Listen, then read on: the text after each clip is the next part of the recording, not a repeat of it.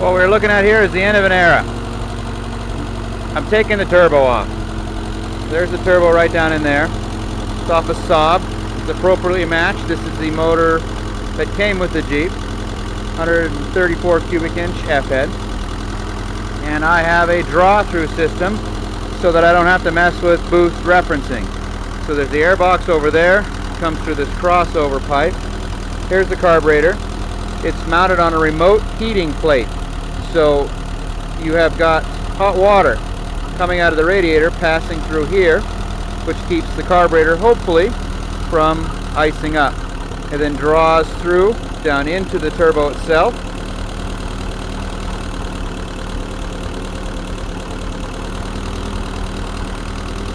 Out of the turbo, back up and over and into the motor.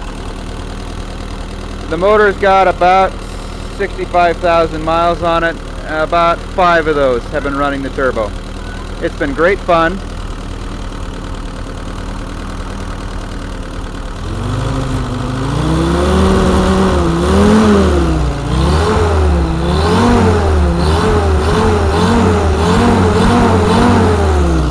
It gives you a much crisper throttle response, though, if I'm honest. Not really a bunch more horsepower. I know there's a lot of problems in my system. I had a child. I'm done, you know. It's time to move on and do other things. I'd leave it, except it has a few drawbacks. The biggest one is, for all practical purposes, the choke doesn't work. Doesn't work. So she is a horrible, horrible machine to start when it's cold. But maybe for somebody who lives where it's warm, maybe for somebody who wants to take what I've done and go farther with it, here it is. It'll eventually be packaged up and sold on eBay. I just wanted to get her running and show you one last time.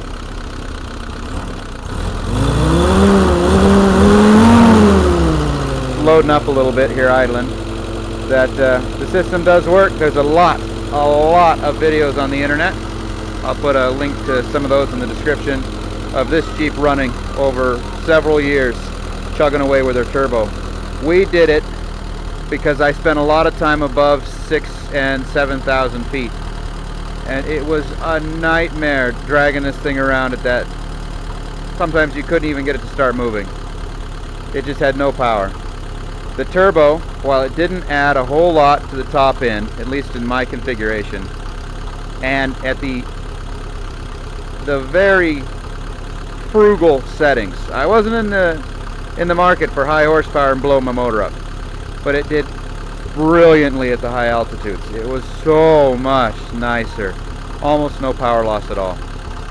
Anyways, she's coming out. At the time I turboed it, there was only one other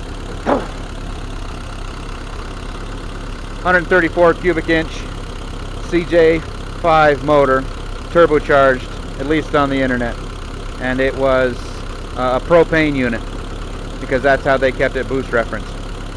This was the only gasoline original motor turbocharged Jeep. 5,000 miles on it. Everybody said it would oh this and oh that. Nah, it's fine.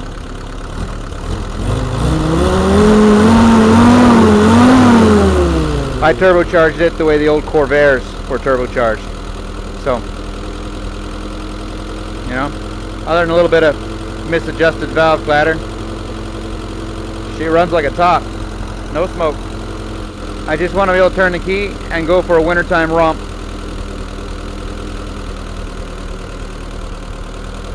Have at it, boys. So what are you going to get with this package? Well, you're going to get this remote cooler, which if you're in the hot climates, it'll probably help you. So what I have it doing is taking warm water from the engine block, passing through the carburetor warmer. You will receive the carburetor warmer. You will not receive the carburetor. That's mine. And then it comes out of that, it goes into the cooler just to drop the temperature down as much as possible, and then gets dumped into the cooling journals on the turbo. So then it comes out of the turbo right here.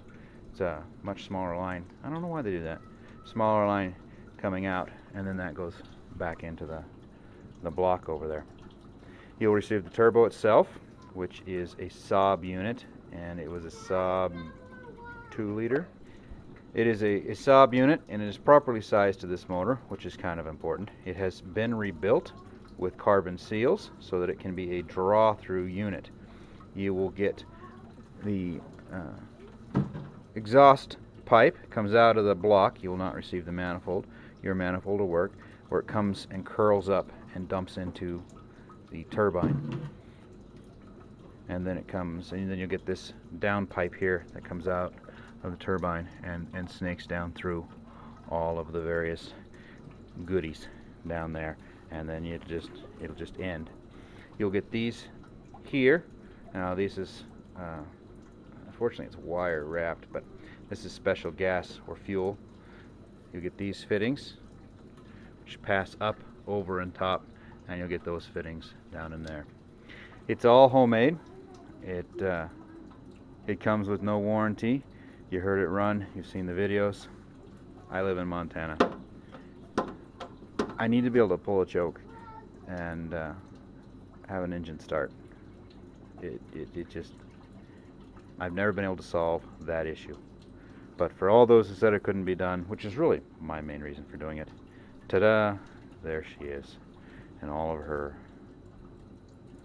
somewhat custom glory. So, you will not receive this pipe. To be quite honest, it wouldn't do you any good anyways. You're going to have to come up with your own airbox system. I think that one came out of a Plymouth Dynasty, I think, is where that came from. You'll have to get your own. So none of this would fit you anyways, so you have to have something custom bent or use you know, rubber or whatnot. So you won't get that. You won't get this. This stays with the Jeep. You can use yours. Otherwise, use your own Jeep carburetor, and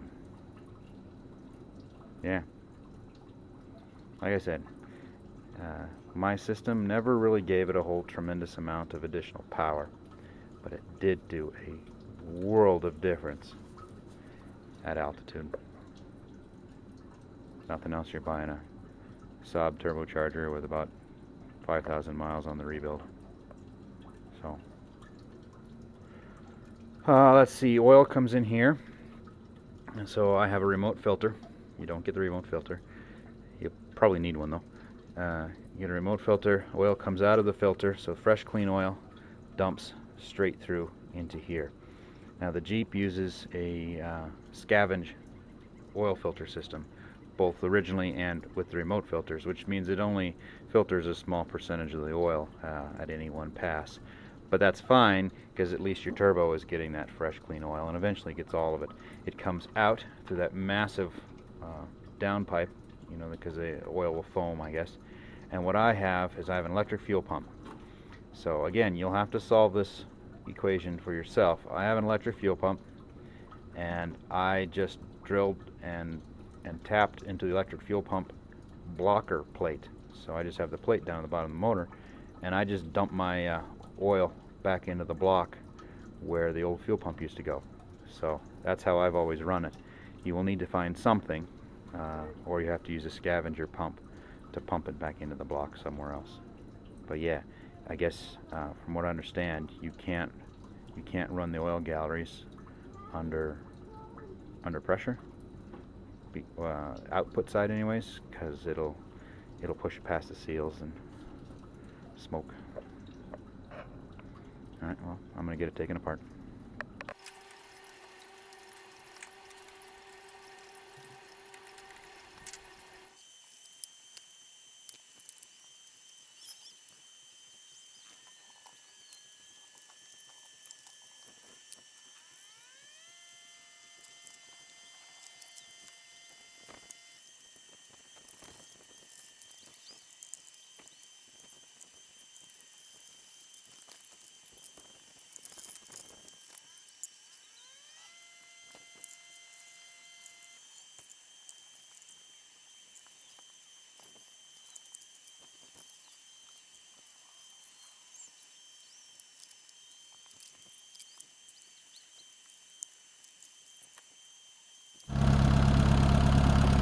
Well, here she is, returned to her original state. Temp gauge 190. So that's a little hot for not having the turbo. It's probably timing. Probably timing. Anyways, hopefully somebody will take what I started, bolt it onto their F-head,